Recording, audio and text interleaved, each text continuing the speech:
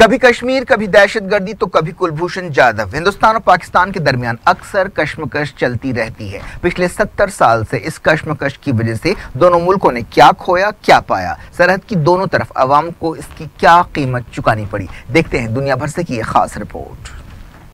कुलभूषण जाधव की सजाए मौत पर माहौल एक बार फिर गर्मा रहा है।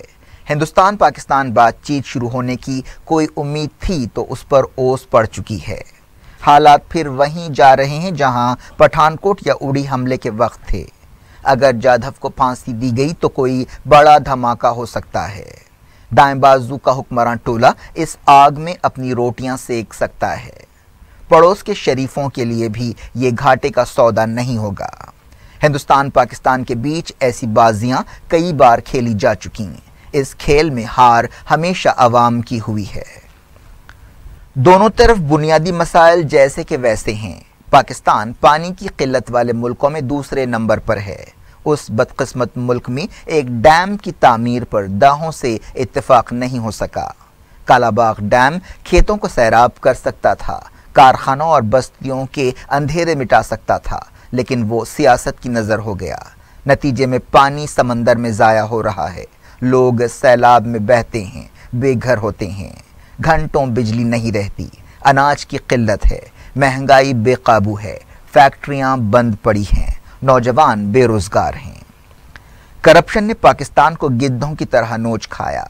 इलाकावारियत, एहसास बरतरी, नाइंसाफी, शख्सी मुहिमजोइयों ने मुल्क का एक बाजू काफ़ी अरसा पहले काट दिया। फौजी बगावतों ने कभी जमहूरियत को पनपने नहीं दिया। एक फौजी जनरल ने अमेरिका की खिदमत करते हुए मुल्क को दहशतगर्दी का तोहफा दिया, घर घर हथियार पहुंचाया, जहनों में जहर भरा। जिन्ना के पाकिस्तान में रवादारी नाम को नहीं, मजहब, मसलक, नस्ल, जबान, इलाका लड़ने के कई बहाने हैं। औरत होना जुर्म है, वट्टा सट्टा, कारोकारी, कुरान से शादी, ना जाने क्या क्या बलाएं आम है। किसी को तौफीक नहीं कि काले रिवाजों को ख़त्म करे। जागीरदार और वडेरे आज भी गरीब का खून चूसते हैं, बंधुआ मजदूरी कराते हैं, प्राइवेट जेलें चलाते हैं। मौलवियों पीरों का अपना जाल है।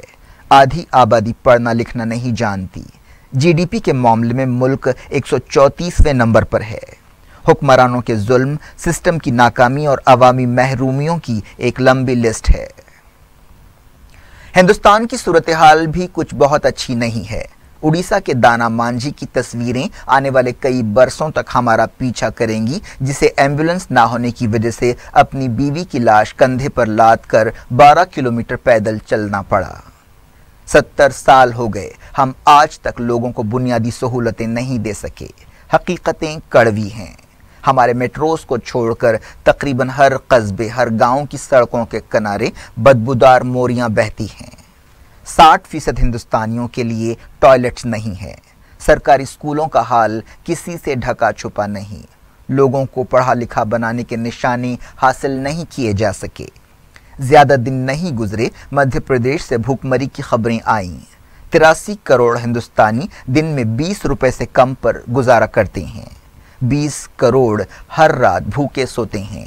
हर साल 1 करोड़ हिंदुस्तानी भूख से होने वाली बीमारियों से मौत का निवाला बनते हैं। ये फिगर्स हमारा सर शर्म से झुकाने के लिए काफ़ी हैं। कहने को हम दुनिया की सबसे बड़ी जमहूरियत हैं, लेकिन उसका मेयार क्या है हम अच्छी तरह जानते हैं। जिस जमहूरियत का दुनिया में डंका बजता है, उसमें शराब की एक बोतल और चंद टकों के बदले भी वोट दिए जाते हैं। करप्शन में हमने रिकॉर्ड कायम कर दिए। हमारे समाजों में रिश्वत जायज़ बन गई। एक सर्वे कहता है कि करीब 65% हिंदुस्तानियों को अपने ज़रूरी काम कराने के लिए रिश्वत देनी पड़ती है। एक दफ्तर के चौकीदार से लेकर पीएमओ ओहदेदार तक सब पर दाग लग चुके। सियासतदानों का तो हाल ही ना पूछो, चारा भी नहीं छोड़ा। लूट खसूट की कोई हद, कोई हिसाब नहीं। इन सच्चाइयों की रोशनी में हिंदुस्तान और पाकिस्तान का न्यूक्लियर ताकत कहलाना सदी का लतीफ़ा है। भुट्टो का मशहूर कौल है, हम घास खाएंगे लेकिन एटम बम बनाएंगे। शायद वो कबूलियत की घड़ी थी। पाकिस्तान आज एटम बम तो बना चुका, लेकिन थर के बच्चों को खाने के लिए घास भी नसीब नहीं है। दोनों मुल्क सियाचिन के बर्फीले पहाड़ों पर कंट्रोल के लिए बेपनाह वसाइल खर्च करते हैं।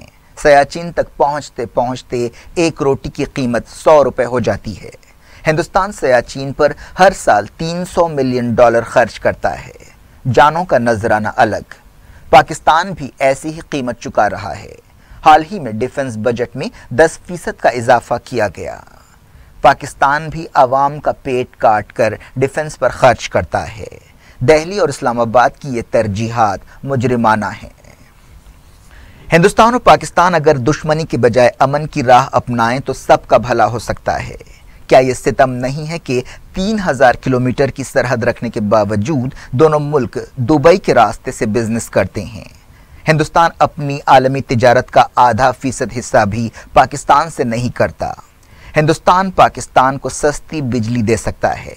पाकिस्तान प्याज और शक्कर जैसी ज़रूरी चीज़ों की किल्लत के वक्त हमारा मददगार हो सकता है। आपसी तिजारत बढ़ने से लोगों की ज़िंदगियां आसान हो सकती हैं। जब आलमी जंगें लड़ने वाले यूरोपीय मुल्क जो अलग अलग ज़बानें और तहजीबें रखते हैं यूरोपीय यूनियन बना सकते हैं, तो क्या हम अपने फ़ायदे के लिए एक दूसरे के साथ धंधा भी नहीं कर सकते? हमारे बीच तो इतना कुछ एक जैसा है। हमारी ज़बान एक है, रहन सहन एक है, तारीख एक है। हमने तो आलमी जंगें भी नहीं लड़ी। कश्मीर ने दोनों मुल्कों की तरक्की को हाईजैक कर रखा है। इस मसले पर 3 जंगें और बेशुमार झड़पें हो चुकी। गिनती आज भी जारी है। नतीजा कुछ नहीं निकला और शायद निकल भी नहीं सकता। 70 साल से स्टेटस को है और 70 साल रहेगा। क्या हम हमेशा लड़ते रहेंगे? कश्मीरियों को मनाकर LOC को मुस्तकिल सरहद तस्लीम करना एक हल हो सकता है। माजी में ऐसी कोशिशें हुई। राजीव गांधी और बेनज़ीर भुट्टो और मुशर्रफ और वाजपेयी के दौर में ऐसा सोचा गया। इसके सिवा इस मसले का कोई और हल दूर दूर तक नज़र नहीं आता। आप माने या ना माने, तब भी यही सूरत हाल रहने वाली है। जब कभी कश्मीर पर कुछ इत्तेफाक राय होगा, दूसरे मसाइल चुटकियों में हल हो सकते हैं। दहशतगर्दी भी एक मसला है। जिस जिन को 80 के दहे में अमेरिका की खिदमत के लिए बनाया गया, वो बेकाबू हो गया। उसके शर से कोई महफूज नहीं, ना हिंदुस्तान, ना पाकिस्तान, ना बाकी दुनिया। आधी सदी की तारीख गवाह है कि मुल्कों ने अपने फ़ायदे के लिए ऐसे जिनों का इस्तेमाल किया। ज़्यादा दिन नहीं गुजरे, हमारे वज़ीर दिफा ने ऑन रिकॉर्ड कहा था कि जब किराए के टट्टुओं से काम हो सकता है तो सिपाहियों को तकलीफ देने की क्या ज़रूरत है। पंजाब और कश्मीर में पाकिस्तान की कारस्तानियाँ सभी जानते हैं। मसला यह है कि हम दहशतगर्दी के जिन बना तो सकते हैं, लेकिन उन्हें बोतल में बंद नहीं कर सकते।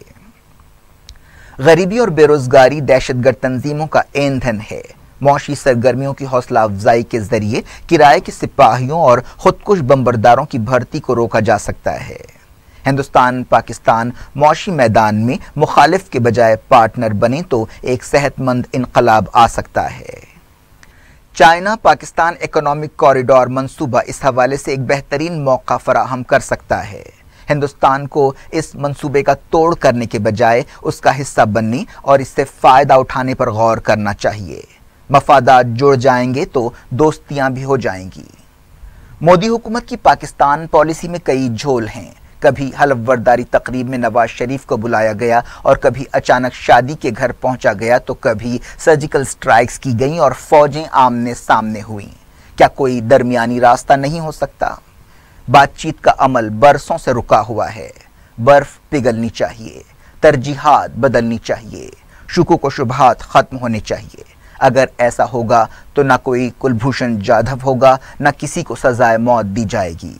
दोनों तरफ के 150 करोड़ लोगों का फायदा तो इसी में है। वीडियो एडिटर अकबर खान के साथ शजीउल्लाह फिरासत।